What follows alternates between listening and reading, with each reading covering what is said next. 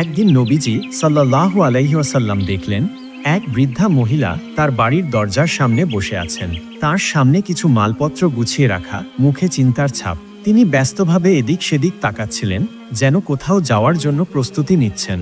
যখন আল্লাহর নবী সাল্লাল্লাহু আলাইহি ওয়াসাল্লাম আল্লাহর বাণী প্রচার করতে শুরু করলেন যে আল্লাহ ছাড়া আর কেউ ইবাদতের যোগ্য নয়, তিনিই সর্বশক্তিমান, আর আমি মুহাম্মদ আল্লাহর রাসূল, তখন মক্কার কুরাইশরা তার বিরুদ্ধে শত্রুতা শুরু করল।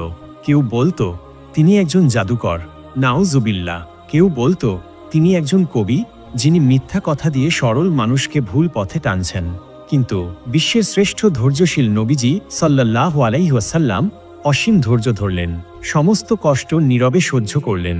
একটি মুহূর্তের জন্য আল্লাহর পথে ডাকার কাজ থামালেন না। তার দৃঢ় বিশ্বাস আর অটল মনোবল ছিল পাহাড়ের চেয়েও শক্ত। কত মহান ছিলেন তিনি! সেই বৃদ্ধা তার বাড়ির উঠানে বসে এক দীর্ঘশ্বাস ফেলে নিজেই বিড়বিড় করে বলতে লাগলেন, না জানি যদি তার সাথে আমার দেখা হয়ে যায়, যদি সেই জাদুকর আমাকে কথা শুনিয়ে আমার মনও বদলে দেয়। তিনি মনে মনে কল্পনা করলেন সেই মুহাম্মদ সাল্লাল্লাহু আলাইহি ওয়াসাল্লাম নামের মানুষটির কথা, যার সম্পর্কে তিনি এতদিন শুনে এসেছেন। সবাই বলে তিনি মানুষের হৃদয়ে এমন কথা বলেন যা শুনলে কেউ আর তার থেকে মুখ ফিরিয়ে নিতে পারে না। না না, আমি আর এই শহরে থাকতে পারবো না, যত তাড়াতাড়ি সম্ভব এখান থেকে চলে যেতে হবে। ঠিক তখনই রাসূলুল্লাহ সাল্লাল্লাহু আলাইহি ওয়াসাল্লাম পথ দিয়ে যাচ্ছিলেন। বৃদ্ধাকে দেখে একটু থামলেন।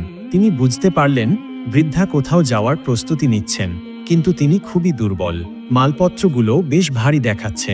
নবীজি স্নেহভরা কণ্ঠে বললেন, আম্মা, আপনি কোথায় যাচ্ছেন? বৃদ্ধা একটু চমকে উঠলেন আর বললেন, বেটা, আমি এই শহর ছেড়ে চলে যাচ্ছি। এখানে থাকা আর নিরাপদ নয়। এখানে এক জাদুকর এসেছে যে মানুষের মনকে তার দিকে টেনে নেয়। আমি চাই না আমারও সেই দশা হোক। নবীজি মাথা ঝুঁকিয়ে শুনলেন। তার চোখে কোনো বিস্ময় নেই, মুখে কোনো বিরক্তি নেই। তিনি বলেন, আম্মা, তাহলে কি আমি আপনাকে সাহায্য করতে পারি? আপনার বোঝা তো অনেক ভারী দেখাচ্ছে। বৃদ্ধা কিছুক্ষণ নবীজির দিকে তাকিয়ে রইলেন। এ কেমন তরুণ! আজকালকার যুগে কেউ কি কারো জন্য এত চিন্তা করে? তারপর অনেক চিন্তা ভাবনার পর তিনি বলেন, বেটা, যদি তুমি আমার এই মালপত্রগুলো আমার মাথায় তুলে দাও, তাহলে আমার বড় উপকার হয়।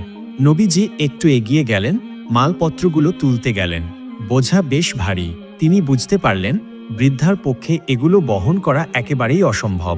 তাই নবীজি বললেন, আম্মা, আপনার বোঝা তো বেশ ভারী, আর আপনি তো বয়সেও অনেক বড় হয়ে গেছেন। যদি আপনি অনুমতি দেন, তাহলে কি আমি আপনাকে আপনার গন্তব্য পর্যন্ত পৌঁছে দিতে পারি? বৃদ্ধা এবার অবাক হলেন। এই যুবক এত বিনয়ী, এত দয়ালু। তিনি এক মুহূর্ত চুপ করে রইলেন। তারপর গভীর কৃতজ্ঞতায় বললেন,